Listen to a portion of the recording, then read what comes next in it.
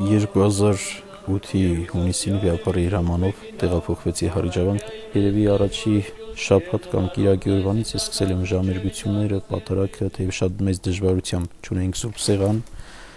աստիճաներ նույնիսկ որ Բարսեղանի քարի վրայով հազիվ մագլցում էի։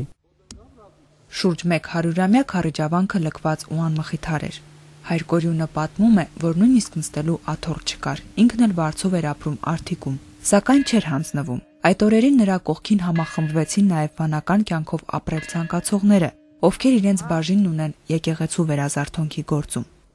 Շուրջ 6-7 տղաներ հավաքվեցին, որոնք այսօր այստեղ են եւ 2010 թվականին վիապարի օրհնությունը ստացան։ Փառք Աստծո, այսօր կանոնավոր մեր միաբանությունը ունենք պաշտոնապես արդեն։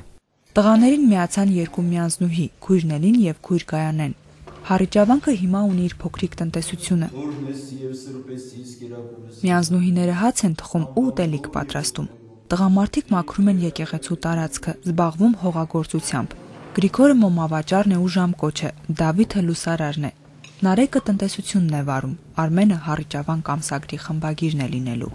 Վերանորոգվել է նաև դպրանոցի շենքը, որ այս սեպտեմբերից իր դռները կբացի ուսանողների համար։ Նոր ծրագրեր շատ ունեմ։ Առաջի հերթին փափաքս է, վիապարի օրհնությամբ կարողանանք միաբանության համար այդ վերևի մասում պարզապես խուցեր ապահովել, որ ամեն մեկը արդեն փոքրիկ խուցեր ունենան, իրենց առանձին անհատական աղոթական կյանքը նաև ապահովելու համար նպատակ ունեմ Կիրակնորիա դպրոցի բացման վերականգնման այդ հարցով զբաղվել։ Ամենադժվարը սակայն ժողովրդին դեպի եկեղեցի բերելն էր, նրանց վերաբերմունքը հոգևորականի նկատմամբ փոխել է։ Սկզբում, երբ զանգերը հնչում էին, մարդիկ զուտ հետաքրքրության համար էին գալիս եկեղեցի։ Հետո Հայր Սուրբի նվիրված ծառայության շնորհիվ ամեն ինչ փոխվեց։ Հիմա արարողություններին ներկային ոչ միայն հարիջեցիներն, այլև հարակից գյուղի բնակիչները։ Եկեղեցին ունի ծխական խորհուրդ եւ տիկնանց միություն, կազմակերպվում են ուխտագնացություններ։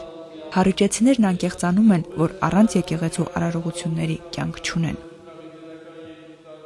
Տեսել եմ սոսկ որպես ճարտարապետական կոթող, բերել եմ իմ հյուրերիս, երբեմն նույնիսկ եկեղեցու բակում եմ հյուրասիրել, մենք մեզ լավ ենք զգացել, որ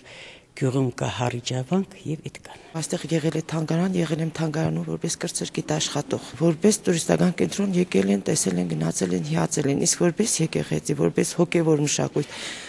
կարող եմ ասել, որ միայն Հայր Կորյունի ժամանումից հետո, երբ նշանակվեց Հարիջավանքում որպես վանահայր, մենք զգացինք, որ իրոք եկեղեցին արդեն գործում է։ Վերևը պատուհաններ չի եղել,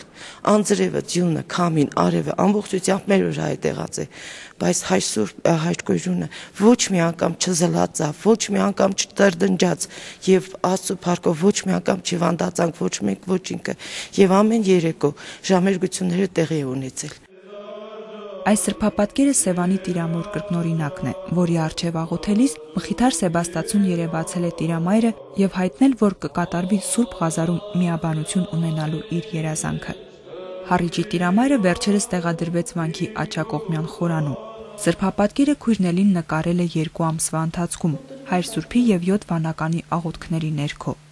Եթե շատանան միաբանները, նաեւ սրբանկարչության դպրոց կբացվի, ասում է Հայր Կորյունը, քանի որ վանքում ստեղծված սրբապատկերներն ավելի զորավոր կլինեն։ Վանականները հավատում են, որ օծվելուց հետո Հարիջի Տիրամայրն իրենց հովանի եւ պաշտպան կլինի, հզոր միաբանություն ունենալու եւ հավատի մեջ անսասան լինելու համար։